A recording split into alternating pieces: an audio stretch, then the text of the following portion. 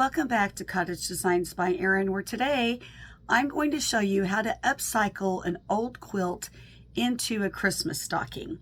We are using McCall's pattern M5549. I do not have the pattern package out. I simply have this piece, which I found the other day. And then I have, look at this, this is beautiful. I have this old green quilt that someone gave to my quilt guild in case somebody wanted to repurpose it. It has already been cut into, it has big pieces missing. And so this is an excellent way to save something like this that already has issues. So I'm going to move the camera to my hands now. I have to be somewhere this afternoon at 11:30. And so I'm going to go fairly fast. Okay, so we're going to move the camera. Sorry for my trash can being in the background. All right, so the first thing you're going to do is look at your quilt and see how you want your design to be placed. This quilt is so wonderful. It's so nice and worn. Okay, I would like personally for some squares to be down in the toe area.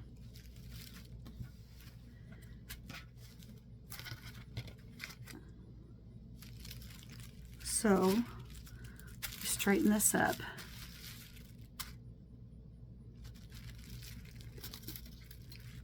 I might need to move it over so I don't waste very much. That's got a big hole though. Oh, I guess we can't move it over because one side has a big hole. Okay, so what I'm doing is I'm looking through the tissue to see how this design is going to actually look on the stocking and to see what's getting caught and the seam allowance and what's not. We want to make sure that these blocks are readily seen. And I want the binding on the top, so I'm going to put that up there. All right, so let's just pin it in place. This is a very traditional stocking shape, but there are others out there with curly toes and witch toes and high heels and Victorian boots, and there are all different kinds. This just happens to be traditional. Okay, I'm going to turn my piece so I can cut it out. And I'm using my Guggenheim scissors. These are the best if you have something majorly thick to cut through, which this still has a lot of thickness to it, even though it's worn. And it's hand stitched. It's so wonderful.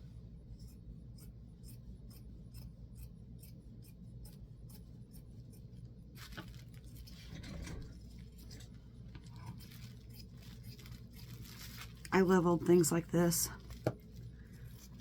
My grandma used to quiz me when I was a little girl. She'd say, Erin, what would you rather have? A new house or an old house? Old house every time. Erin, what would you rather have? Buttons or, I don't know, whatever it was, you know, and I always wanted the old buttons. I loved old buttons as a kid.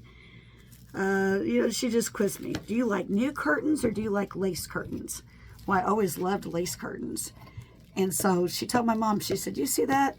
She said, this little girl's been around before. She said, Erin is an old soul. And I'm certain that she was correct. Okay, so we have our little stocking cut out. Now, it's going to go, when you hang it up, it's going to go to the right. I'm sorry, to the left. It's reverse order for you.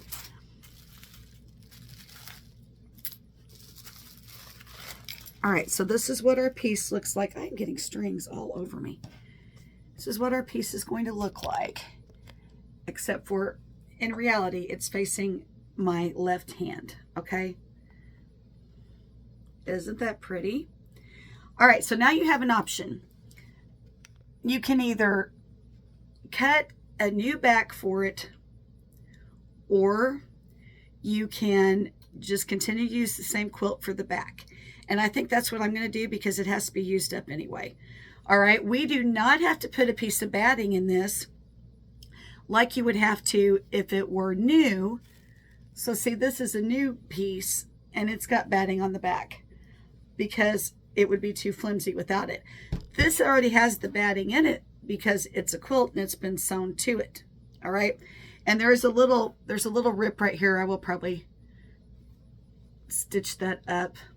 So what I'm going to do with this is I'm going to make these stockings to sell at our Quilt Guild quilt show, which is in September, into September. So now we're going to cut the same piece out a second time for the back, because I'm just going to go ahead and use what is here. And the back doesn't have to be as pretty as the front, so we don't have too many concerns with that. Okay, so let me get the quilt back up here.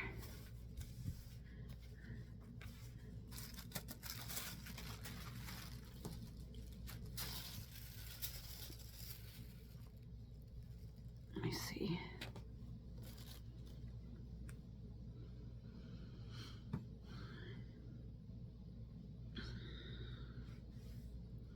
I'm wondering if I've got this facing the wrong direction.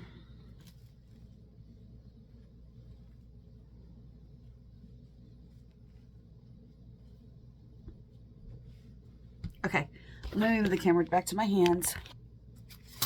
So here we are with it.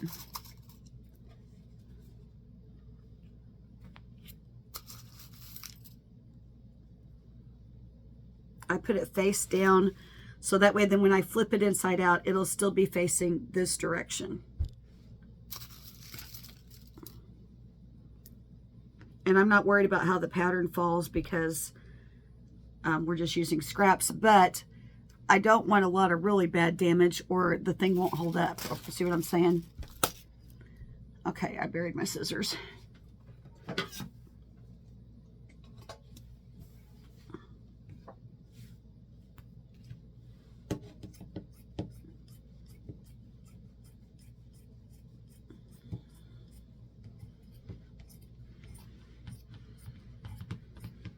I don't know how many I'll be able to get out of this piece. I mean, even just, of course I have enough for two, but I don't know if I can get a whole lot, like a whole family amount out.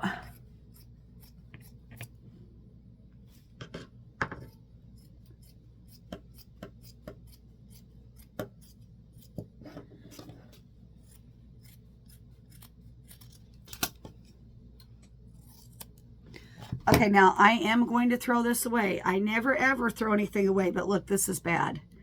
It's really, really bad. So this piece is going to be scrap. It's just too far gone is what I'm trying to say. All right, I'm going to bring the sewing machine up now.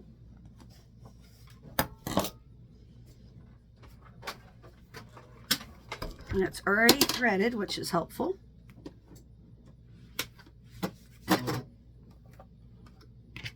So now we're going to sew around the shape, leaving the top open.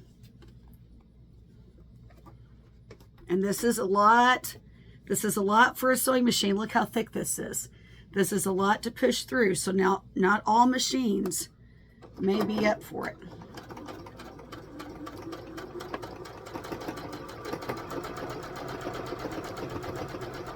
I bought last sewing machine I got rid of. I don't want to say the name of it, but it worked great for doll clothes, but it said it was a quilting machine, but it would have never ever put up with this. Every time I tried to quilt on that thing, it'd go like, you know, like it was stuck. And so that's why I got rid of it, and I bought the one I've got now. This new machine that I have, this is a Janome Quilts of Valor machine. It's a 3160, and they've been making these for about 10 or 15 years now, and it is wonderful. I absolutely love it.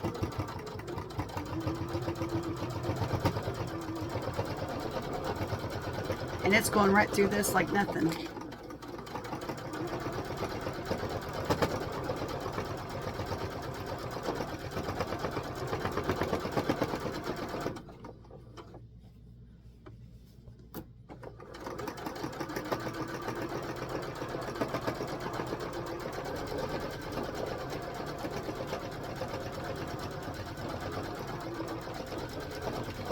I'm so glad that Quilt Guild didn't throw this away, this quilt. They said, Erin, can you do something with this? I said, absolutely, pass it here.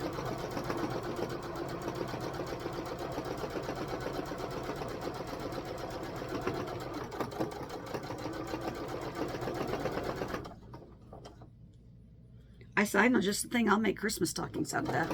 They're like, okay, it's all yours.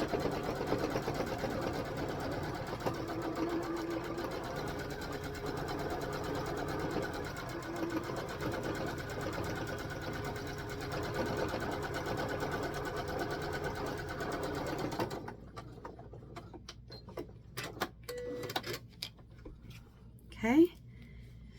Now we are going to clip some of these little curves up to the seam allowance, but not through the seam allowance, and that's just so this can turn to the inside.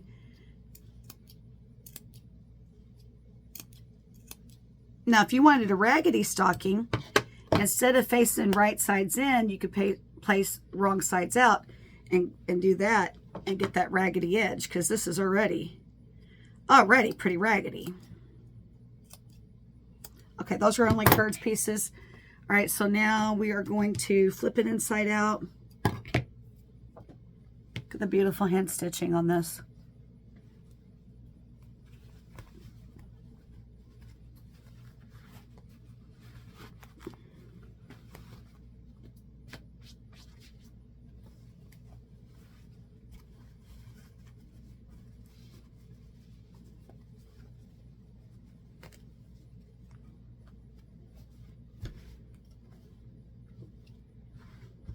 Let me bring my camera up.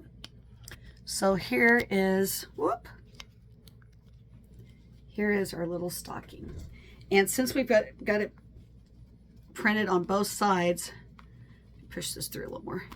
Since we have the fabric on both sides, if, like, say you had it hang it at the end of the staircase, if it flips over, it's not going to matter because you can still see it. Now, this has already got the binding sewn on the top of it. To make a loop, I personally would use a piece of pre-made bias tape, and I'd cut it maybe 4 inches, which would give you a 2-inch hanger when you fold it in half, and sew that on the inside, and your little stocking would be done. Now, if you wanted to personalize this with people's names, there are directions in all stockings to be able to do that. And what you do is you sew a cuff, you would put their name on there, you sew the cuff to the top, and then fold it down. All right, so that's how you do it. So that we can go this direction, or we can go this direction, whatever you prefer. You just need to make the little loop hanger. So I hope you learned something new from watching my video today. I apologize for being in such a mad rush, but I have family in from out of town, and we are eating lunch together, so I've got to go. Have a great day.